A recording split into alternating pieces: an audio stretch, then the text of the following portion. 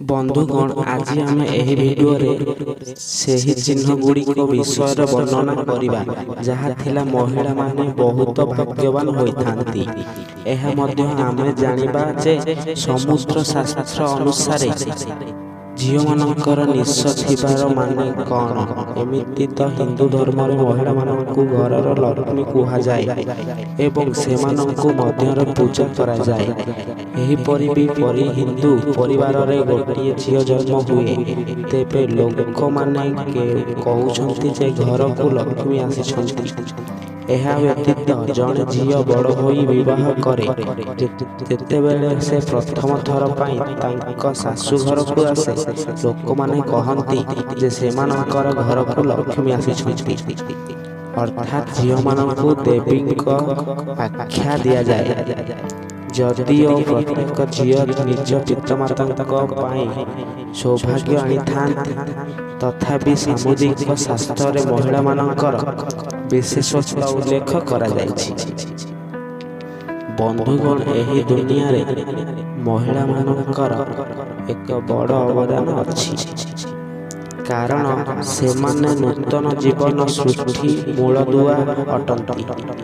ଦେବୀ ଲକ୍ଷ୍ମୀ ସେହି ଘରେ ରୁହନ୍ତି ଯେଉଁଠାରେ ମହିଳାମାନଙ୍କୁ ସମ୍ମାନ ଦିଆଯାଏ। ଆଜିର ଭିଡିଓରେ ଆମେ କିଛି ସଂକେତ ବିଷୟରେ ଆଲୋଚନା କରିବା, ଯାହାଦ୍ୱାରା ଏହା ଜଣାପଡ଼ିବ ଯେ ଜଣେ ମହିଳା ନିଜ ସ୍ୱାମୀ ଏବଂ ପରିବାର ପାଇଁ କେମିତି ସୌଭାଗ୍ୟବତୀ ହୋଇପାରୁଛନ୍ତି। ଶାସ୍ତ୍ରରେ କୁହାଯାଇଛି ଯେ ଯଦି ଜଣେ ମହିଳାଙ୍କର କିଛି ବିଶେଷ ଅଙ୍ଗ ଅଛି, ତେବେ ତାହା ବଡ଼ ହୋଇଥାଏ, ତାହା ପରିବାର ପାଇଁ ସୌଭାଗ୍ୟ ସଂକେତ ଅଟେ। ଆସନ୍ତୁ ଜାଣିବା ସେହି ସଂକେତ ଗୁଡ଼ିକ କ'ଣ। ତ ଦର୍ଶକ ବନ୍ଧୁ, ଭିଡ଼ିଓଟିକୁ ଆମର ଲାଇକ୍ ନ କରିଥିଲେ ଲାଇକ୍ କରିନିଅନ୍ତୁ, ଆଉ ଚ୍ୟାନେଲଟିକୁ ଆପଣ ନୂଆ କରି ଦେଖୁଥିଲେ ସବସ୍କ୍ରାଇବ୍ କରିନିଅନ୍ତୁ। 1 ନମ୍ବର, ଉଜ୍ଜଳ ନଖ। ଅନେକ ମହିଳାଙ୍କର ବହୁତ ସୁନ୍ଦର ଏବଂ ଚମକିଲା ନଖ ଥାଏ।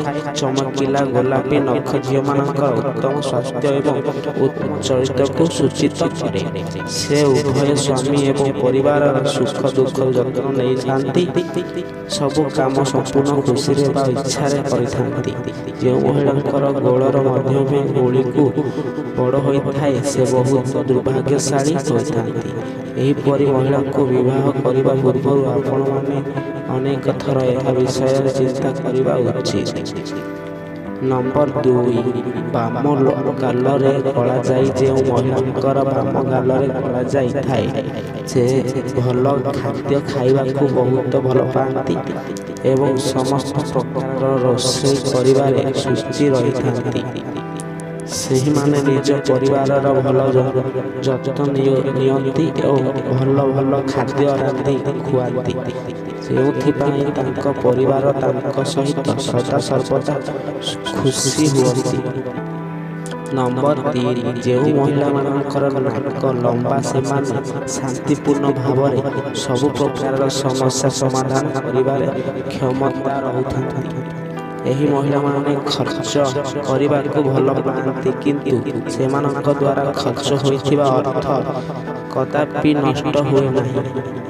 ନମ୍ବର 4, ଲମ୍ବା ଆଙ୍ଗୁଠି। ଯେଉଁମାନଙ୍କର ଲମ୍ବା ଆଙ୍ଗୁଠି ଥାଏ, ସେମାନେ ବହୁତ ବୁଦ୍ଧିମାନ ହୋଇଥାନ୍ତି।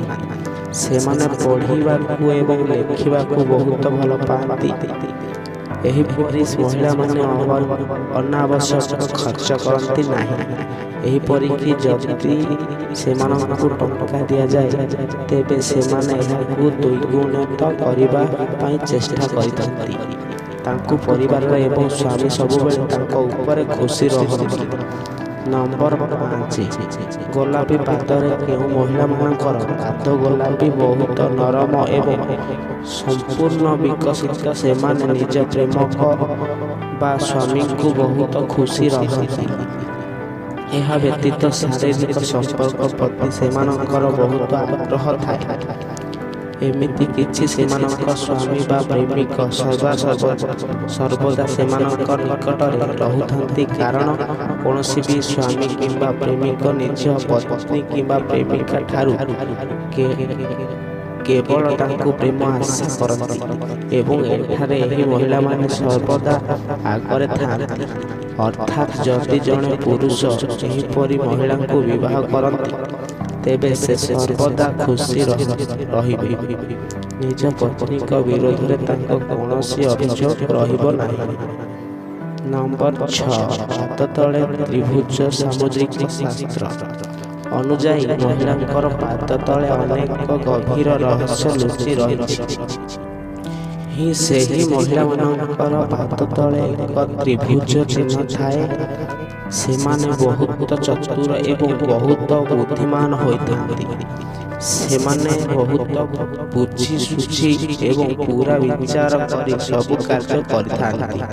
ଯେଉଁମାନେ ଏହିପରି ମହିଳାଙ୍କୁ ବିବାହ କରନ୍ତି, ସେମାନେ ନିଜ ଜୀବନରେ କେବେ ହେଲେ ନିରାଶ ହୁଅନ୍ତି ନାହିଁ, କାରଣ ସେମାନେ ଏକ ବୁଝାମଣା ପତ୍ନୀ ପାଇଥାନ୍ତି, ଯିଏ ତାଙ୍କ ସମସ୍ତ କାର୍ଯ୍ୟରେ ତାଙ୍କୁ ସମର୍ଥନ କରନ୍ତି।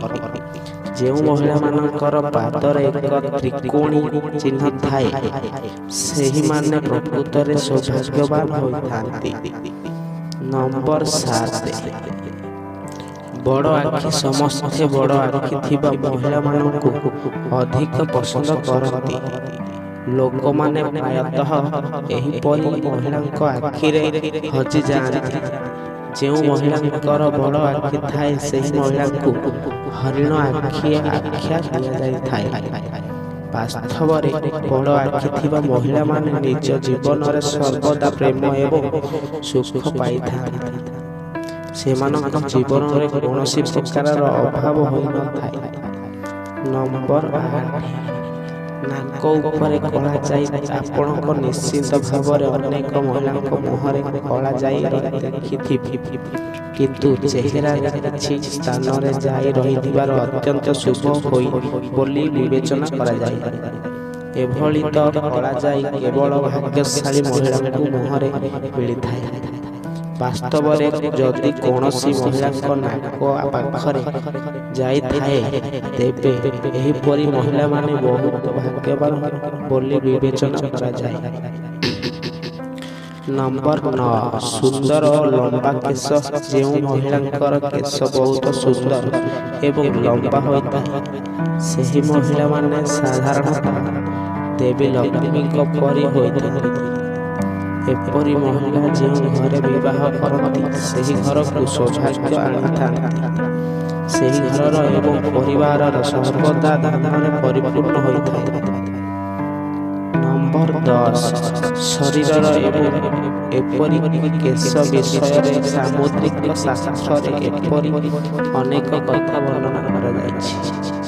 ତେବେ ଆସନ୍ତୁ ବର୍ତ୍ତମାନ ସେହି ମହିଳାଙ୍କ ବିଷୟରେ ଆଲୋଚନା କରିବା, ଯେଉଁ ମହିଳାଙ୍କ ଓଠର ଉପର ଭାଗରେ କେଶ ଥାଏ, ତାହାକୁ ପୁରୁଷମାନଙ୍କ ଭାଷାରେ ନିଶ କୁହାଯାଏ। ଯେଉଁ ସ୍ତ୍ରୀମାନଙ୍କର ଓଠର ଉପର ଭାଗରେ କେଶ ଥାଏ, ସେମାନଙ୍କର ପ୍ରକୃତି କ'ଣ? ଏହି ମହିଳାମାନେ ଭଲ କି ଖରାପ? ସେମାନେ ଧନବତୀ ହୁଅନ୍ତି କି ନାହିଁ? ତେବେ ଏହି ବିଷୟରେ ମଧ୍ୟ ଜାଣିବା। ସମୁଦ୍ର ଶାସ୍ତ୍ର ଅନୁସାରେ ଯେଉଁ ମହିଳାଙ୍କ ମୁହଁରେ ନିଶ ଥାଏ, ଯଦି ଓଠ ଉପରେ କେଶ ସ୍ପଷ୍ଟ ଭାବରେ ଦେଖାଯାଏ, ତେବେ ଏହି ମହିଳାମାନେ କ୍ରୋଧିତ ସ୍ୱଭାବର ହୋଇଥାନ୍ତି।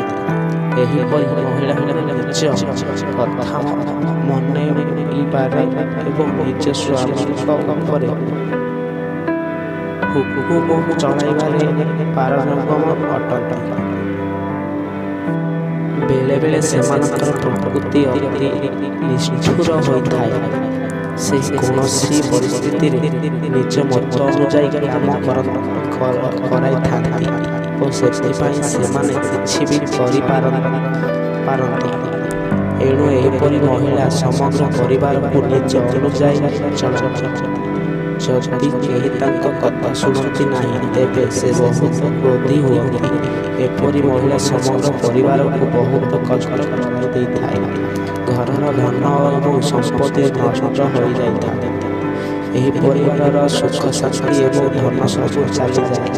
ଯେପରି ଦର୍ପଣ ଆମେ ଶରୀରର ବ୍ୟବହାର ଚିତ୍ରକୁ ଦେଖାଏ, ସେହିଭଳି ଆମେ ଶରୀରର ଅଙ୍ଗଗୁଡ଼ିକୁ ଆମ ଭାଗ୍ୟ ତରଣୀୟ ଚିତ୍ରକୁ ପ୍ରକାଶ କରନ୍ତି। ନମ୍ବର 11, ଯଦି ଜଣେ ମହିଳା ପେଟ ପୂରାଇ ପରି ତେବେ ସେହି ମହିଳାମାନେ ସର୍ବଦା ଗରିବ ଏବଂ ଦରିଦ୍ରତାର ଜୀବନ ଅତିବାହିତ କରିଥାନ୍ତି। ପେଟ ବହୁତ ଲମ୍ବା ହେବା ମଧ୍ୟରେ ଅଶୁଭ ବୋଲି ବିବେଚନା କରାଯାଏ। ନମ୍ବର 12, ଯଦି କୌଣସି ମହିଳାଙ୍କ ଦାନ୍ତ ମୋଟା ଓ ଚଉଡ଼ା ଏବଂ ପାଟିରୁ ବାହାରକୁ ବାହାରିଥାଏ ତେବେ ସେହି ମହିଳାଙ୍କ ଜୀବନ ସର୍ବଦା ଦୁଃଖରେ ପରିପୂର୍ଣ୍ଣ। ମାଡ଼ି କଳା ହେଇ ମଧ୍ୟ ମହିଳାଙ୍କ ପାଇଁ ଅଶୁଭ ବୋଲି ବିବେଚନା କରାଯାଏ। ନମ୍ବର 13, ଯେଉଁ ମହିଳାମାନଙ୍କର ବା ଗୋଡ଼ିଠି ବହୁତ ମଇଳା ଥାଏ ସେଥିପାଇଁ ଏହା ବହୁତ ଅଶୁଭ ବୋଲି ଦେବୀ ଲକ୍ଷ୍ମୀ ଏହିପରି ମହିଳାଙ୍କୁ ଛାଡ଼ି ଦେଇଥାନ୍ତି। ଏହିପରି ମହିଳାଙ୍କୁ ଅଶୁଭ ବିବେଚନା କରାଯାଇଥାଏ।